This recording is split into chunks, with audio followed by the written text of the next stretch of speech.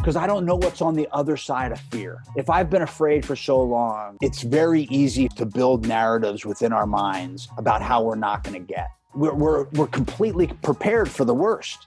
Okay, well, what happens if I get what I want? I want to give a shout out to the Knocking Doors Down podcast with Jason and Mickey. Like Secret Life, they are on a mission to end the stigma of addiction and recovery. Learn how their guests have turned their darkest times into their greatest advantages. Humor and honesty and vulnerable conversations with guest celebrities, experts in the field of mental health and addiction recovery, and everyday people.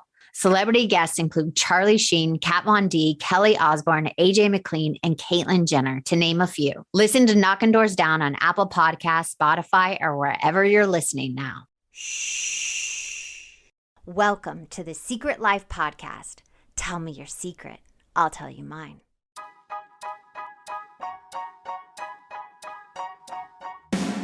Sometimes you have to go through the darkness to reach the light. That's what I did.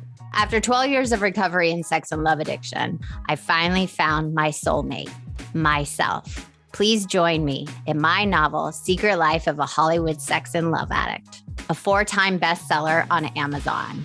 It's a brutal, honest, raw, gnarly ride, but hilarious at the same time. Check it out now on Amazon.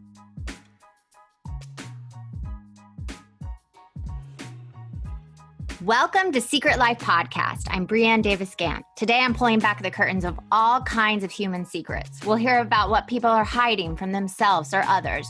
You know, those deep, dark secrets we probably want to go to our grave with? Or those lighter, funnier secrets that are just plain embarrassing? Really the how, what, when, where, and why of it all. Today, my guest is Jeff. Jeff, I have a question for you. Dun, dun, dun. What is your secret? My secret, I mean, I think it encompasses a couple different things, but it starts from the natural place of fear. Fear of being afraid, fear of losing, looking bad and losing something I've got. So it kind of corrodes every piece of me. So you're saying like the secret you've been holding is that you live in this like world of just fear internally. Yes. But I'd like to say that I haven't, that was a secret that I held for a very long time. Right. Gratefully speaking, I have, not by virtue, I have found my way out of that. It was, out of necessity that I was forced to kind of break my heart open versus this idea of virtue. And I think as a human being, as a man now, I continue along this road through virtue because I no longer want to be a slave to those same feelings. I love that. Before we get to how you got on the other side of that fear, when do you think this fearful or not good enough came from as a young child? Do you remember times in your past? Yes, I think I have an idea of where it started. Where I began to internalize or discover that I didn't feel the same as other people, quote unquote. I wear glasses, but when I was very young, I didn't have glasses. I was cross-eyed and I couldn't really see, and I didn't really tell anybody. I mean, it was obvious that I was cross-eyed, but I couldn't see. You couldn't see and you didn't tell anybody? I could see, but I couldn't. I could see, so I fumbled through, and then I had surgery on my eyes at like 4. When I was 4, I wore a patch on one eye for 6 months while having glasses. I have pictures. They're very cute now, but but that same individual that you see is how I saw myself, as this kind of, I had glasses, seemingly horn-rimmed glasses and a patch. And I wore a patch on different eyes for 6 months at a time. So that was a year and a half of that. And then I didn't tell anybody that I couldn't read. So I had all of these things because I was embarrassed to talk about what I didn't know, which I think is another part of that secret, is that I was afraid to ask for any help, or that I didn't know how to do what I thought, or it seemed like everybody else looked like they knew what to do. Did you not know how to read because of your eyesight, or? I was dyslexic, or I am dyslexic, and I was cross-eyed, which didn't help anything. And then probably when they fixed all that, I then was just like, I don't know what I'm reading. So I just, kicked the can down the road until it got so bad that I was in like 4th grade and I couldn't read. I mean, I'm just going to tell you, I'm dyslexic, majorly dyslexic. I have ADHD. I didn't learn the alphabet until I was 4 years old. And I remember my mom crying because I couldn't learn the alphabet. So I also kicked the can down the road, acting like kind of like fake it till you make it situation. Right. I'll catch up. And then you're just like, wait a second, where is everybody? And then you internally feel like something's wrong with you or you're missing something. Well, I think if you begin to, as I've gotten older, it's like then I put myself in that 7-year-old, 6-year-old body and I'm like, oh, everybody else can do this. I'm stupid. I'm an idiot. I'm, and all of these things. Cause I don't remember my parents ever shaming me that way, but my dad was not a lovey, touchy-feely kind of guy. My mom wasn't overtly, but I certainly looked up to my father in such a way that I don't think I understood how to ask for what I needed, or maybe, you know what I mean? I think we've come such a long way in parenting and in psychology, and that's not to say that people are not raised poorly. Sadly, we don't need a license, or people don't need a license to have children. They should. I totally agree. I mean, the fact that there's no mandatory class to rebirth a human being seems crazy. And I think that leads into this other thing of with men, and I don't, because I don't have any children, but what it means to be a man. And I think we've come a long way in that discussion. I think in the last 1.5 years, 2 years, maybe since all of these toxic masculinity scandals have broken, it's been dragged out into center stage. Kicking and screaming. Kicking and screaming, exactly. But I think that the conversation, at least for me, and gratefully the framework of men that I've come up with over the last 20 some odd years, we've been talking about it, and I've been working in that direction. But also, I would say my true recovery has only been in that realm has been the last, maybe I'm maybe 10 years at most, where I began to make some strides because I held on to these, and I'm nowhere near perfect.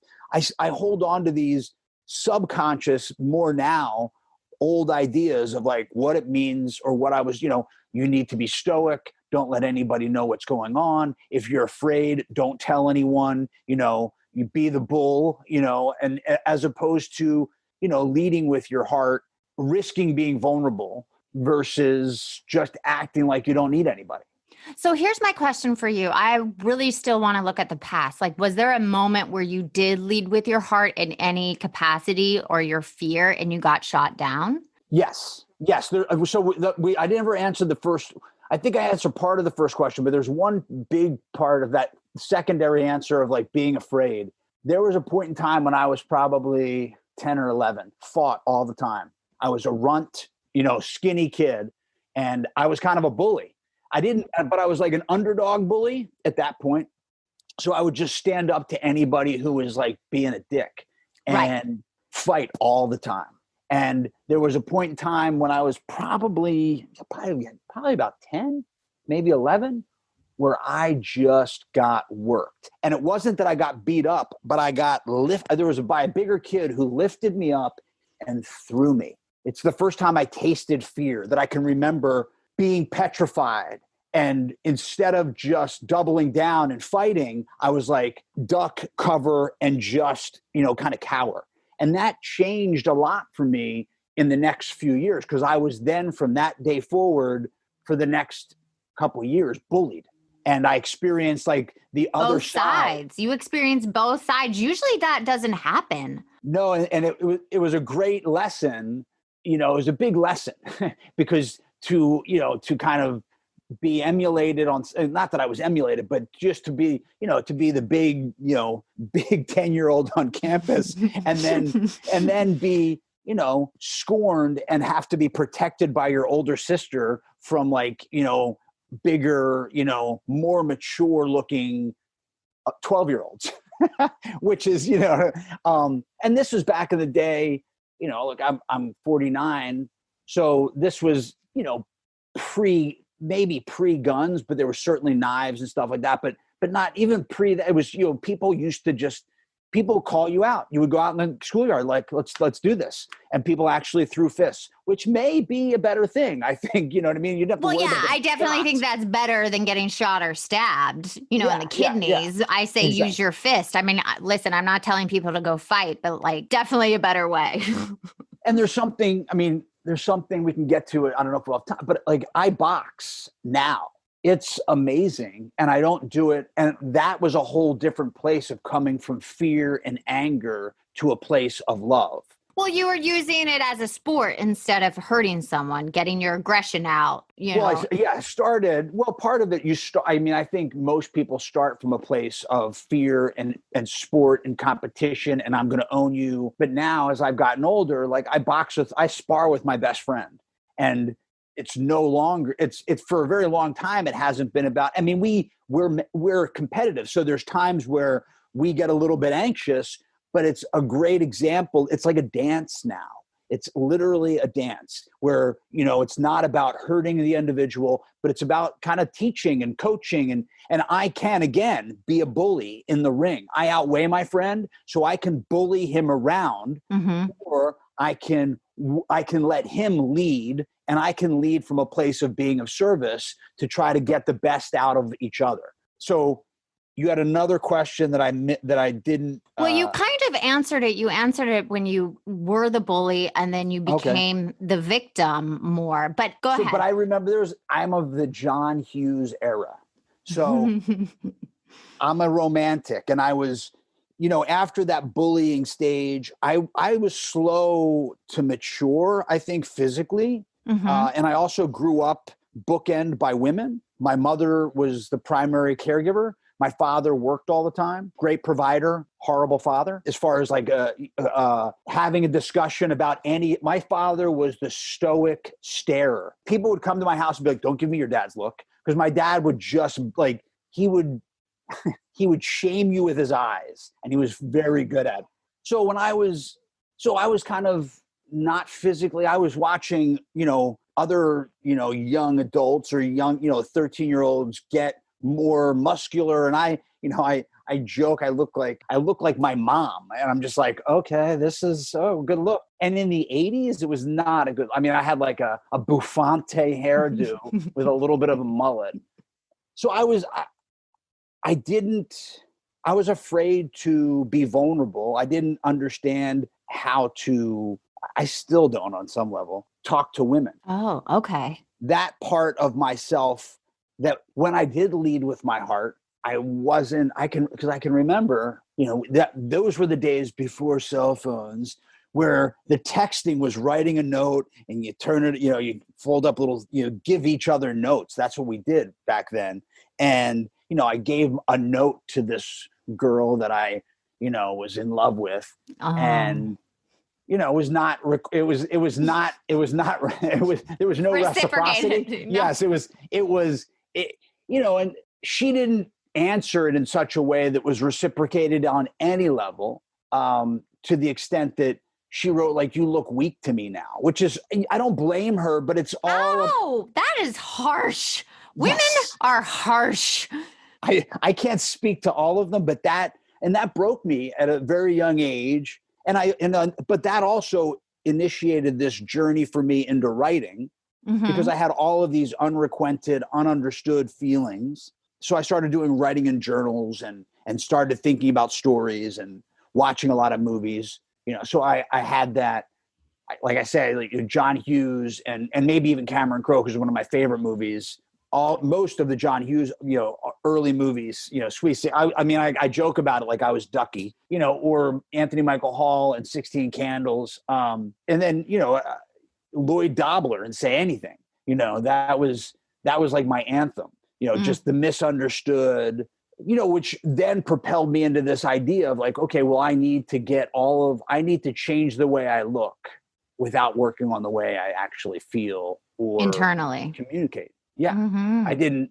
So I went on this physical journey. Well, physical and debacle in a way too, because I didn't just dive into getting fit physically. I also medicated the way I felt for a good decade and a half, because Right. that was I could change the way I feel by drugs and alcohol, and then if I had any other feelings that superseded all that, I could beat myself up by doing exercise. And the interesting thing is, it's been my experience that if you do anything long enough that doesn't really work, you stay for the journey long enough that it doesn't work, you get to either put it down or break yourself. Oh, completely. You are either going to survive and thrive, or you're going to pretty much kill yourself. There's one or the other. So, and I did that on in both of those areas. Probably, I still, like, I don't drink, I don't do drugs anymore. And that was 12-year, maybe more journey of, I can't get through this, I will continue. I didn't let go of that until it nearly killed me or lost my freedoms. And then the physical thing, the beauty of that is that if you work hard enough, you're going to kind of get what you want. And then the real wake-up call is when I looked in the mirror, because I remember in high school looking in the mirror and like fantasizing about how I'm going to look, like with the 8-pack ab and all the muscles, all of that. Yeah. And then flash to 20 some odd years later, and I pretty much had that. Oh, fuck, this isn't the answer. Yeah. And now what do I do?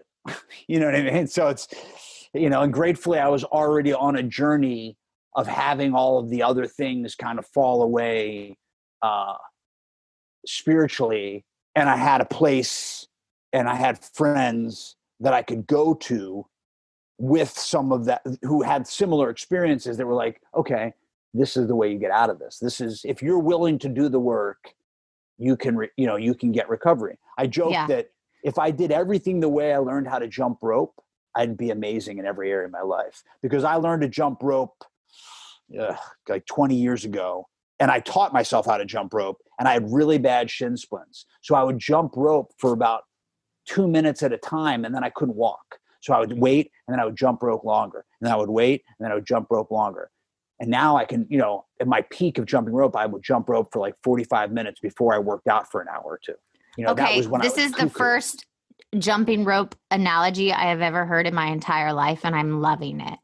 That is beautiful. I just had a visual of you and that's what you do with your internal work. You do it for a couple minutes and then you keep building up that internal work. But I always love to go to the 7 deadly sins when I talk about these internal secrets that we keep.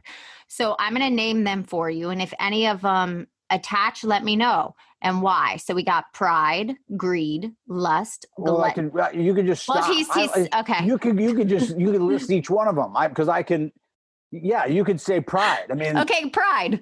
The deadly sin of pride is reverse pride, because it's not about me I think I have I'm a megalomaniac with an inferiority complex. Like, I think I'm the best person in the world as I tear myself down. Oh, so yeah. I'm a piece of shit, but I'm all I think about. You know what I mean? Exactly.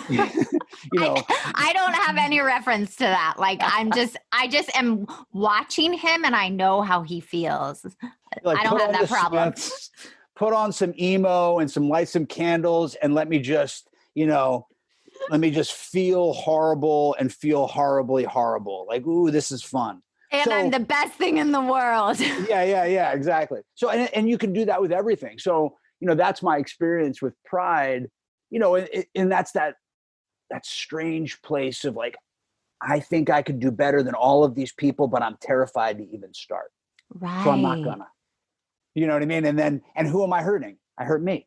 I'm not taking, and it's the same thing with leading with your heart, or if you listen to any of the, Brene Brown does a great job. She's a sociologist, so she could define it 10 times better than me. But if you don't lead with your heart, every time, even with that girl in high school, and every subsequent woman I've ever, because I've done that several times, confessed my love, and it's not been requited or it's been reciprocal.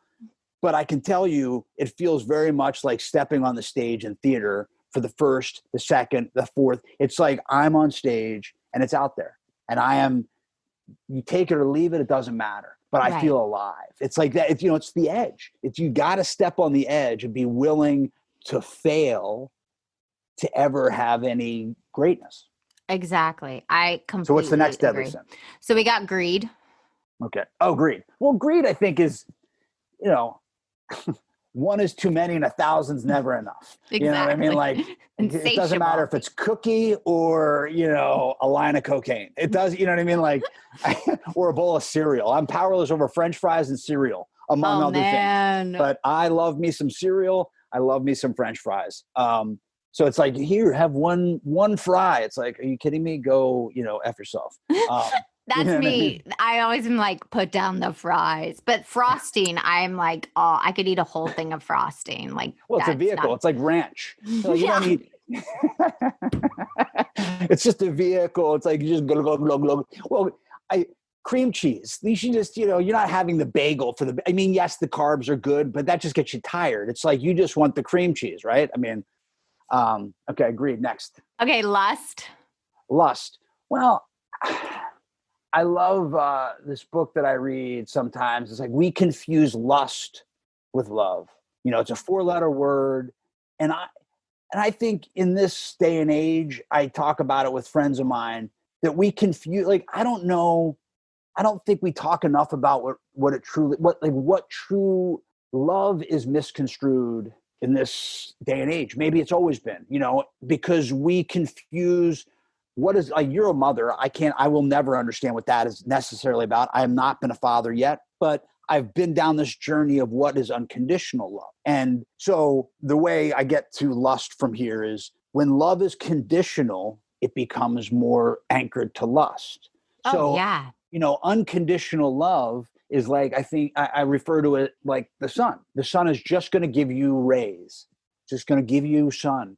Just going to give you sun. It doesn't matter if you spit at it, if you curse at it, or if you cover up, or if you dress appropriately. It's just going to give. So when I begin to put conditions on this, and lust, it's about, and look, I think lust is fine if it's tempered, but it's so rare. Can you keep that energetic cage tempered, right? If your only attachment is from a physical exterior realm, yes, there's going to be truth to that. And that has everything to do with fear, because it's unseen, it's invisible. What sets me aside from everybody else is my idea that nobody else is ever afraid. And then I begin to build stories and a narrative of how I'm different and nobody's going to connect with me, and I'm isolated. And then I'm vulnerable at the side, because I'm so vulnerable because I will not let anybody know my vulnerability. Yeah, I see what you're saying. Yeah. It's an oxymoron. It's like, to feel the most alive and connected to other individuals. For me, it's been best to learn how to step on that edge and risk being hurt. Yeah, and jump. Or you always loved, step on that right? edge and jump. Yeah, it's like, chances. I think it's been more proven that I'm going to be accepted than not. And not that it's about me or anybody who's risking, but those that shame, I think, tend to shame out of fear of being exposed. Yeah. Right. The bully is the bully. The bully is super afraid. The bully bullies an individual because they want to push on them control and suppression. And I don't want anybody to know that I'm scared, that I don't know how I'm doing this. I want to shame the shit out of you so I feel better. Well, it's always that thing where hurt people. And I think it's just as simple as that. Usually if that's happening, someone's getting hurt by somebody else, Okay, lastly, let's go. I'm going to name the last 4. So we got gluttony, envy, anger, and sloth. Gluttony. I think gluttony is similar to greed for me. It's like, not enough. Can't be filled. Yeah. It's like the Monty Python. Yeah. Couldn't eat another bite. You know what I mean? It's like, just a little wafer. Gluttony. What was the next one? Envy. Envy, envy is a tough one. I think I really grew when I really started to grow when I think back of when I was able to be happy for other people. So that goes back to, for me, like this place of compassion, this place of what true love is, and then an infinite power of enough versus this finite, Like, well, if you get money, fame, what you want, there, pleasure, There's not enough for me. There's not enough for me, right? Yeah. So it's like, but I remember, and I think, your husband and I have been friends for a very long time, so I see a lot of. He's been a great mirror for me to, like, he's taught me so much. And I think he and I have had this discussion. It's like when I used to compare, like, I would say, oh, I know this woman who's got, a dance recital thing, and now they're going to be on TV, and I'm mad and jealous. Like, and I'm not a woman. I don't dance. I don't sing. You know what I mean? It's like, why am I worried that there's not going to be enough of that on the table for me? Because I don't do any of that. Well, in case I learned, you know what I mean? So, well, my whole thing was like, that was like my hardest character defect to set down. And it still is. It's the compare and despair thing. Even if it's not like the same thing, I'd be like, he got that. And I'm like, first of all, I am not a he, and I will never get that. Like, it just like makes no sense. He's a bodybuilder. But you're not going to be a bodybuilder, Brianne, but I could be. What are you telling me I can't do something? Right. And then, so there was anger. What's the other one? And sloth, laziness. Well, that's interesting because my depression, the way I have always pushed myself out of depression is to drill sergeant myself into activity, which is rooted through anger, which is rooted through rage, which is rooted through self-hatred, which is all like a feeding place. Learning to be compassionate with myself, to allow myself to be a little bit more slothful and rest, because you've got to be a doer, so that was a place of like self-torture. Right. And not being nice to myself. And rage or anger, the sins of our father. My father was a rageaholic, was a workaholic, which both of those, he was not a lazy person. So I got a great work ethic, but I got really no template for communication. And he was an attorney, like a very successful trial lawyer. So strangely, he was paid to communicate with what he wanted to deliver, but he could never deliver what he needed to of his heart. Right. He was terrified of that. He died at a very young age, probably from closing all of that down. So anger was a way that I knew it was effective. It was a high. Like I used to get high off. I mean, when 25 years ago, I was so angry. When I first met Gant, so angry. Like you could talk to Gant, the beauty of where I live and how I live today is that I've got some really close friends that have seen this, what I would imagine to be a very interesting journey of who Jeff is. Yeah, a transformation. Yeah, because I was a lot more muscular, a lot more angry, a lot, and a bully in some ways. When all I wanted to do was, it was like, love me, don't touch me. You know what I mean? Like, and I couldn't express any of that place in my heart. And I'm not perfect at it today. Like I have some of my closest friends, like I don't know what the feelings that are coming up, but I know I'm anxious, and I begin to delineate these I'm uncomfortable or I'm anxious. And the funny part of that is that anxiety and excitement are very similar, at least in my body. I think in most people's body, like I get excited or I get anxious. It's the same feeling. There's just a leaning towards negativity with the anxiety and a leaning towards, excitement, the positive or negative of uncertainty, because the uncertain, I mean, look, this is going to probably come out. Well, probably will still be where we are circumstantially in life, but we all live in this bubble of uncertainty right now. Oh yeah. We're surrounded by it, but it's really showing us that we have no control over anything, and we never did. And that's, I think, the beautiful thing of this moment that people have to start looking at. Like, you don't have control. Accepting that. Yeah. And I love the one thing that I've heard a lot. I haven't heard it recently, but let go or be dragged. And I really, really love to hang on. Oh, I do too. Like with clutching on the side. Like, well, no. But the funny part is, sometimes I don't know if I have the strength to let go, which is that ironic thing of like, because I don't know what's on the other side of fear. If I've been afraid for so long of whatever, fill in the blank, him or her saying yes, if it's a love individual, or the job, it's very easy for us to build narratives within our minds about how we're not going to get. We don't, so then we build this, we're completely prepared for the worst. And we have no concept of beyond this known of, okay, well, what happens if I get what I want? Yeah. What happens if you get more than you ever imagined? What if your narrow view is actually something's bigger for you, is what we always lean into. But I do want to ask you one more question before we go. You have talked about, that it's harmed you but I do want to ask, if someone's going through this transformation of living in fear and it's secretly inside of them, what would be the advice you would give them to help them move forward? I've been very lucky, but I think finding one individual that you can begin, because it starts and ends with communication. It starts and ends with this connection with one person and breaking down the barrier of this illusion. An acronym for fear is false evidence appearing real, or fuck everything and run. I love the statement, we commence to outgrow fear. And that is a place to start. And the only way, another piece of literature I read is it talks about how fear, if it corrodes every part of us, it's a thief that steals our lives. And our joy. Everything. Yeah. It's because it keeps me inactive. And the place towards recovery in that part of our lives is to communicate. I think that's great. Well, thank you so much for coming on and sharing your truth and your secret. And I think I'm so grateful for you. So thank you. Thank you. I appreciate it.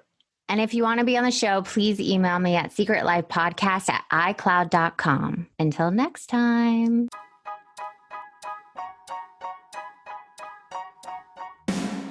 Thanks again for listening to the show. Please subscribe, rate, share, or send me a note at secretlifepodcast.com.